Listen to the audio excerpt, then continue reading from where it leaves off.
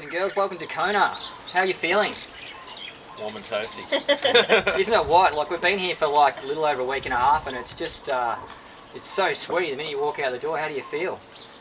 I sort of, you feel it straight away. It's funny though, different parts of town, just depending on which way the wind's blowing in, sometimes it's really hot and bakey, and then all of a sudden you get a nice little breeze for about 2 seconds. Yeah, I know. Isn't it? How have you found the bike ride? We went out the other day, about a week ago, and went out on the bike. How did you find that? Yeah, we've had, I think, 3 or 4 rides, and each of them have been probably pretty similar on which way the wind's been going, and, you know, before we came over, we were expecting it to be windy, and yeah, it has been every ride. Yeah, definitely. So let's sort of go back and let's talk a little bit about your journeys leading into the race here at Kona. So you guys qualified, Brett and Nate, you guys qualified in Melbourne, same as Sarah. Talk me through some of that, Brett. Yeah, I guess that was my 6th crack at Ironman. I've sort of only been really doing it seriously over the last couple of years since I came back and joined up with you. And yeah, sort of had a couple of disasters, a couple of close misses, and then yeah, had a relatively good day out at Melbourne, even with a shortened swim, and managed to get a spot. So yeah, Nathan and I actually did our first Ironman back in 2006 in the same race. Back in Port Macca, it was the first race up there. So I think you got me that day. I got him at Busso last year, and he got me at Melbourne. So. Oh, well, at least I'm coming. Worst I'm going is to swear, isn't it? Swear it up here then, eh? It's on. So Nate, how did you, I mean, obviously Brett just enlightened us in a little bit of your journey, but talk me through some of yours. Yeah, well, I did the first race back in 2006 at Port Mac, like Brett, and I did the next couple, and then I was burning out a bit, so I stopped, and basically really only got back into it when I met Narelle, and she sort of encouraged me to get into it, and then... Encouraged or forced? Yeah, a bit of both, and pretty much everything sort of the stars aligned. Got the good bike deal to get the Melbourne entry, and then had the experience of volunteering on the Melbourne Ironman course the year before, and it was good. And then managed to win the race entry to Busso, which was probably the godsend. That's probably the reason I'm here. Yeah. Because if I hadn't have had the bad race I did at Busso, I probably would have still stuffed up at Melbourne. Just for some of our new guys doing Melbourne coming up in 6 months' time, just sort of walk us through a little bit, and Brett's the same, walk us through a little bit about that experience leading to Busso. Well, walk's a good expression. Yeah. Basically, well, we went over, and it was December, you hadn't had a whole lot of hot weather. We went over the week before to sort of prepare, and didn't really have any hot days, and we thought we were doing everything right, but we got the hottest day of the time we were there on the day, and pretty much had my nutrition completely wrong, just half of what I needed, effectively. And after the second half of the bike started falling to bits, and lasted about 4Ks on the run before I was already in the walk mode, which meant I did about a 4.5 hour marathon, which makes for a long day. It's not a lot of fun. No, definitely not. And I'll add to that, I actually was over there watching Busso, and for me, knowing I was going to do my first Ironman in Melbourne, it actually opened my eyes, you know, watching, I know how hard these guys trained and worked and prepared, and to see that still come undone from nutrition, it certainly enlightened for me how important nutrition plan is and hydration plan is for a race, doesn't matter where it is. Yeah.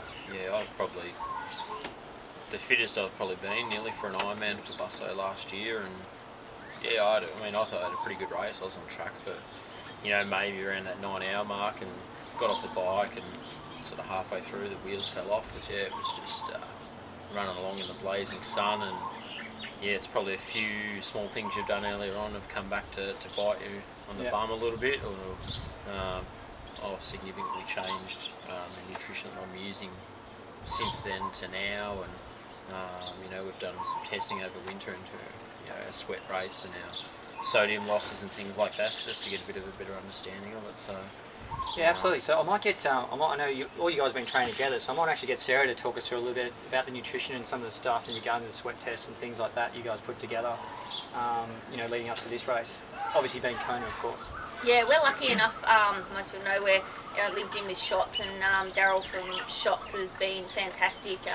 He helped organise a sweat test with us, which analysed not only how much fluid you're losing, but the amount of sodium which is the key to keeping hydrated in a race. So that was awesome, and then he actually took the time as well to sit down with each of us and help map out our hydration and nutrition plan along with Ollie, and then particularly for these boys looking at what they did or may not have done in previous races. So that was awesome in that aspect.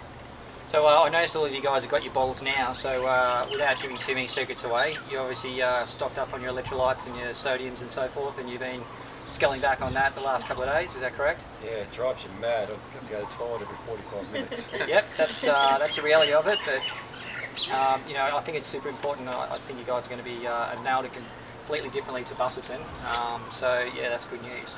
We have a little in joke. We bought a $10 pair of scales here and weigh ourselves every twice a day. I think at the moment, see how much weight we can put on in this last week.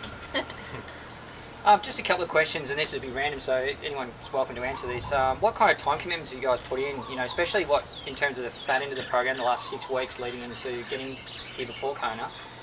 What sorts of commitments do you guys put in? Well, I was looking at the thing on Strava the other week in my calendar for the we'll go back to before Melbourne. I was doing in the months before, it was pretty much 50 the 2 or 3 months before. Yeah. And then the month after I did 3. And then in the lead up to this one, it's been saying 50-50 because we had camp, I think we had 73 Yeah. in September. Yeah. And then obviously back up a bit now. Yeah, absolutely. Yeah. But a lot of that done on the weekend. So that's in terms of sessions or hours? Hours. Yeah. Yeah. It's huge. Yeah, I don't know about 0, I'd probably even a touch more than that. I had a bit of a virus sort of through August and September, so my training was a little bit up and down there, but if got through a sort of full week, especially with all your runs and that sort of thing, and just doing some of the extra little sessions and a couple of extra swims there. There's a couple of weeks where you can get up to 25 to 30 hours on the training, so it's definitely a big commitment and tends to take over your life and your work, and definitely helps being able to have people there that can understand that, or a work environment where you can, there's a bit of give and take. Right, yeah, definitely. This is going to be a couple of challenging questions now coming up. The big day, how are you going to handle it? There could be the possibility of swirling winds. We've been out to Harvey. We've noticed the winds out there are crazy. The heat is predicted to be something like 35 degrees, which is the hottest day we've had here so far. I'm just painting the picture. How do you guys sort of see that playing out on race day for you guys, with the conditions that are going to be forecast? Well, tough. My heart's starting to race just thinking about it, actually. It's not like you're not going to race. We're still going to go out there and do it, regardless of what it is. It could be 14 degrees. We're still going to go out there and race. It's World Champs. It's not meant to be easy. But these guys are probably the same. Through doing some of that testing, I know exactly what I need to take in terms of litres per hour, sodium per hour, gels per hour, calories per hour, and that's not going to change a great deal. The temperature is only going to be a degree or two here or there, so I think it's just really a matter of, especially in your first 2 legs, just swimming your bike, is making sure that you hit those targets, that you don't miss a bottle. And here at Hawaii, it'll probably be the first time that I'll, don't know whether I'll have to stop, but definitely make sure that I pick up my special needs and halfway out on the bike. I think it might be about 100 k's in, and really trying to prepare yourself as much as you can for getting out and running for 3.5 hours in the beating sun. I think we all sort of know what we're capable of on the day. It's just a matter of making sure you follow a plan, and hopefully what your potential is and what you actually achieve are as close to each other as you can get. Yeah, I agree with that, definitely. So being out in the, you guys are now trained in most of the hotspots of the actual race itself. What's some of the, highlights or lowlights of the course that you've gone and scoped out? What are you sort of, expecting from some of those? On the bike, actually quite quite enjoyed the bike. In fact, the wind seems to change. Even if you're heading generally north, you can have a tailwind one minute, and the next minute you seem to have a headwind, and it swings around a lot. And it's always been quite windy, which is pretty similar to what we had in Ironman Melbourne, except that was consistent across you. But I think it actually makes the ride go quicker in a way, because it gives you something else to think about. Hanging on, when's the next gust of wind coming? Make sure you keep working. So, funnily enough, I'm looking forward to that somehow. I think. Yeah.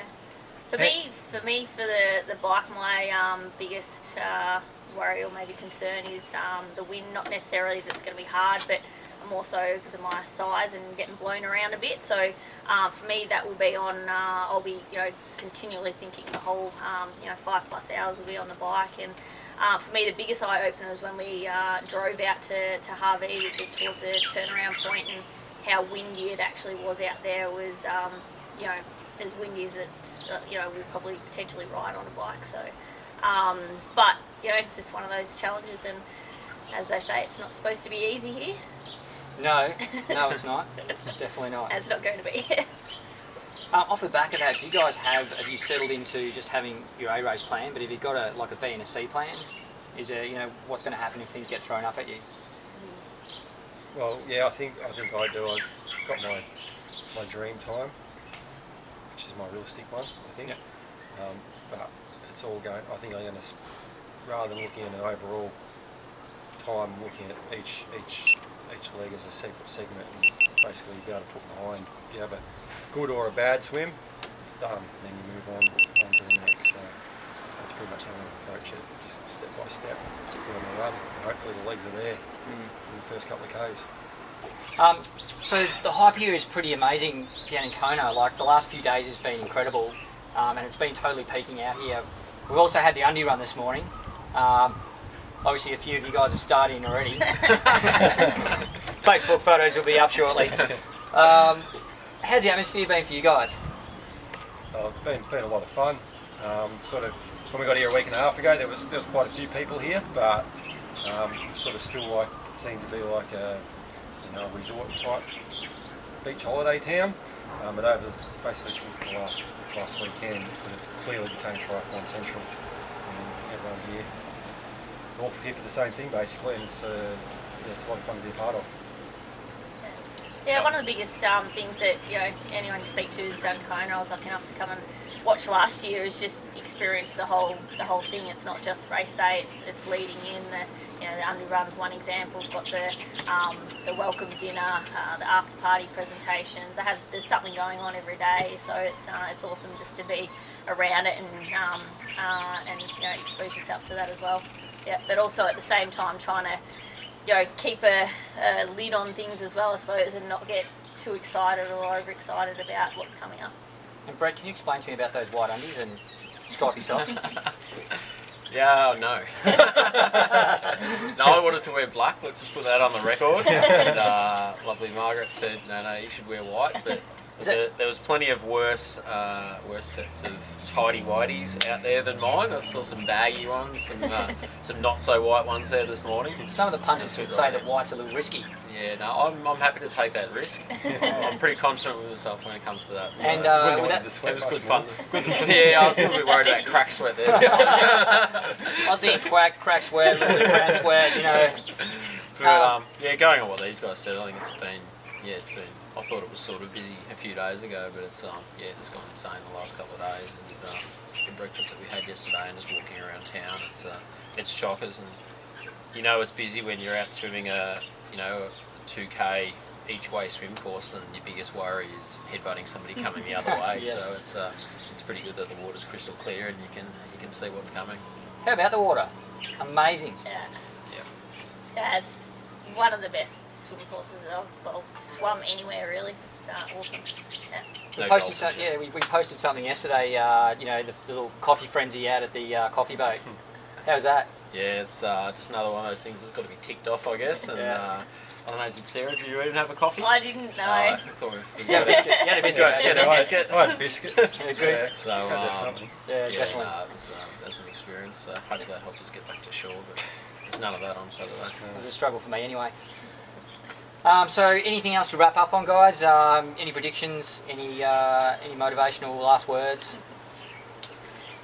Oh, I don't know about predictions. Yeah, I think obviously we'd all just like to thank the people that have made this possible, all of our friends and family that have supported us, our coaches, everyone from Tri Alliance, all of our sponsors that have helped us get here, Giant, Shots, all the guys at Bikes Inc., everyone from sort of Lakeside there as well, and everyone that holds these bodies together over the last 5 or 6 months. And yeah, I mean personally, I just there's a bit of pressure, but I also just want to go out and enjoy myself as well. I want to perform to what I can, but I also want to be able to enjoy it and have a good day. About you too, Mike? Yeah, well, I just echo Brett's comments there. Thanks to everyone, and it's good to have a supportive family and a little fella that sleeps all night. Makes a massive difference. And yeah, just sort of looking forward to enjoying the day and seeing what it brings. And I mean, the aim is to be able to have a good run. Not end up a sloppy mess. Not end up a sloppy mess, because it's a long way out to the energy lab, and it's even longer back in, I reckon. Yeah, if you're walking on the way out, you're in all sorts of trouble. So. Well, it's smoking hot right now, and you're going to be out there in a couple of hours' time, just spanking it out. So well, I'm sending the roll out in an hour or so just to test it out for me. Just give you a prognosis on how it's going to feel. Yeah, and I agree with the boys, and my biggest thing that I say to them is make sure I don't come across the line before me, because I don't come across the line before you guys, because I know you guys are, you've done the work, and I know you can do it, so I look forward to you guys being at the end of the line and waiting for me to come across. So, good luck. Fantastic. My tyres in hand. My tyres in hand. Yes. Definitely. Well, let's hope you're in the condition to be having those straight after race.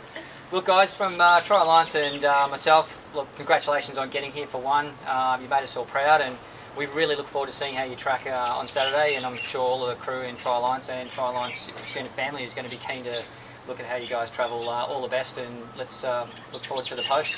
Thank you. Thanks, Val. Awesome. Thanks, No Ollie. worries. Cheers.